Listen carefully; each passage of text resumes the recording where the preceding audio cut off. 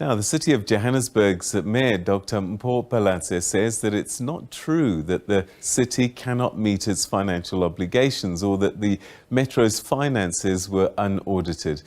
Palatse was briefing the media in Johannesburg earlier today. Yesterday, the ANC in Johannesburg indicated that the city is in a critical financial position. The ANC says that Palatse has failed to collect revenue for services such as electricity and water. The DA mayor was ousted during a motion of no confidence last month, but was reinstated by a High Court decision. It found that the meeting where her removal was conducted was illegal and unconstitutional. Another vote of no confidence motion, which was to have been tabled this week, has since been shelved. Jama-ah City of Johannesburg Councillor Thapelo Amar joins us now for a little bit more about this story and the state of the situation in the city of Johannesburg. Thank you so much indeed for joining us. Welcome to the programme. Thank you so much, Ntatendoro. Good evening to you and the viewers at home. All right, so a couple of things that the mayor has said. The first one, she says that it's not true that the city of Johannesburg's books are showing a dire financial situation. What's your take on the city's financial position? The city is sitting at more or less 5 billion deficit. The billing alone, it's below 3.2 million. And then the overspend, it's more or less 340 odd number millions, right? So you can see for yourself that the city is in a dire need. We were in government temporarily distracted or disrupted. So you should understand that where we came from, we had a best interest of the city, and we were not there only to masquerade like the other who are masquerading on media platforms. The truth of the matter is that they have failed dismally, and it is a blatant intent to collapse the city. I will support my statement. Why am I saying it is them attempting to collapse the city? Emanating from the court ruling, they are a minority, and they were successfully assisted by the system to advance the coup d'etat. They do not have numbers. They can't take critical decisions. When you say they, who are I'm they? talking about the multi-party government that is governing the city now. Right now, this week? Right now, they don't have numbers. So, so between now and the time where the motion will be brought, there's nothing that they can do. Because they can't pass anything. They can't pass anything. And you wouldn't know why are they holding on to power that is not there. And but also, it was illegal what was done, though. That's what the courts decided. Yeah, look, the court is there to assist on interpretations and rectifying processes, right? It was within the judiciary's right to do that. However, they are the ones who tapped into that space, bringing the judiciary into politics, bringing the judiciary into the highest decision-making body, which is council, knowing very well that they don't have numbers to even take critical decision or provide political strategic direction. So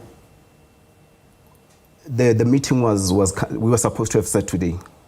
The meeting was cancelled because they also had another intent to interdict today's sitting in particular. And in today's sitting, it's not only the motion that would have been tabled.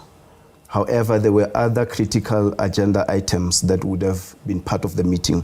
For an example, we were preparing to, in this short period of time, we were preparing to request the funding or request the loan from the banks so that we can assist and bail out the city. So that is also disrupted on the basis that there's no money, there's no revenue that can be... So let me get this right. What you're saying is that the DA-aligned coalition cannot take decisions, and they're now actively working to destroy the city. Masquerading as if they are doing something good. wearing a makeup. But why would anyone want to destroy the city? Look, they know that within this short period of time, when they are deepening the crisis, anyone who will come, it's going to be difficult for them to resuscitate and give life to the city of Johannesburg in particular. So this is the view, and the writing is all over the wall. All right, so it's quite likely that there will be a change in government very soon. You'll have this meeting, the numbers will speak again. Let's talk about the debt, because the way I understand the way money moves, you don't become broke overnight. It's a process over a period of time. How much of that can be attributed to the current government, and how much of it was previous administrations? Thank you for bringing that. It is good that I'm given an equal opportunity on media as well. How much of it that could have been done? Remember, they are the sitting government, and they need to take equal responsibility, and they can't shift the goalpost. They have to say, yes, in the period of 9 months, this is what we've done. We have purged officials, senior officials. We were unable to appoint the city manager, who's an accounting officer. We were unable to appoint the CFO, the group CFO. We were unable to appoint, to employ the chief operating officer. Those are three critical components of governance, because ours is to do oversight. Ours is to give political direction. Ours is to assist them to give services to the residents. And it's not only purging of those senior officials. The entity that I was overseeing, I had a one-on-one with the board chairperson in this short period of time, and the CEO, who's fairly new, he's about 2 months old, in the JDA, the Johannesburg Development Agency, which is also in the brink of collapse. When Mpopalati and the MMC, Belinda Ezokonjoku, when they took office, in their term of office, they also purged contractors, right? They purged contractors. Service delivery was stifled. But all of these were tested in courts, weren't they? The firings? No. It's two different issues. The firings of the 130, it's the firings of junior officials. Okay, so you're saying the senior officials. The senior officials, okay. Yeah. All right, maybe let me ask you in another way. 9 months ago, what was the financial situation of the city? We were doing well. We were doing very well.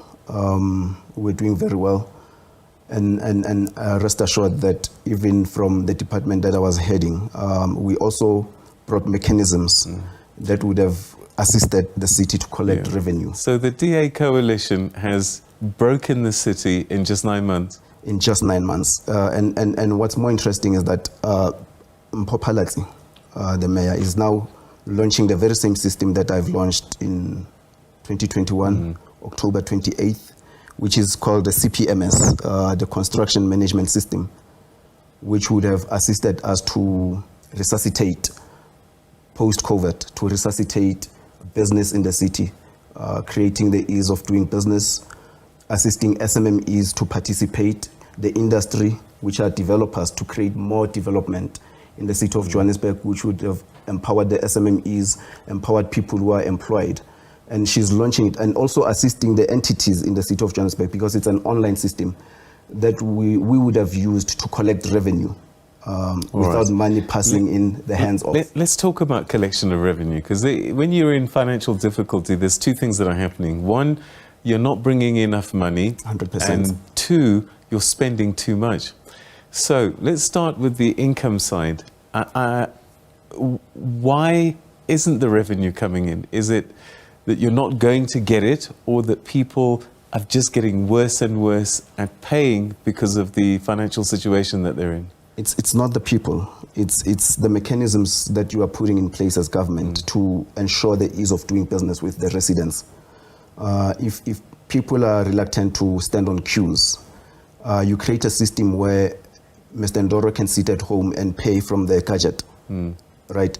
And it is more safer because there's no Councillor Ahmad in between. Right. You know, so it's very critical for you as a political principal to provide that strategic direction, and also stakeholder engagement. It's a core fundamental of good governance. Most of the city's revenue is electricity and rates, isn't it? Electricity and rates, Right. on the face value, right? But what we know is that people it's been a problem paying electricity. Yeah. It's not been about collection, it's just not wanting to pay or not being able to pay. No, I don't think so. I would like to assume that you are also paying your electricity. I do, and 100%. I do it online at home. 100%. So I think it's a misconception that people are unable to pay. I know people who are even earning pension. The reason why the city had also created the ESP, the extended social package, was for the city to also accommodate those who are not affording. Right. So it's systems essentially that you're saying? Yes, it's a system, and it is also subsidizing those who are unable to pay electricity. Okay, let's look at the other side, expenditure. Are they overspending? Are they going past budgets? What's happening? They are overspending. They are all over in courts. They are paging officials. Certain things can be eliminated. Certain things can be avoided.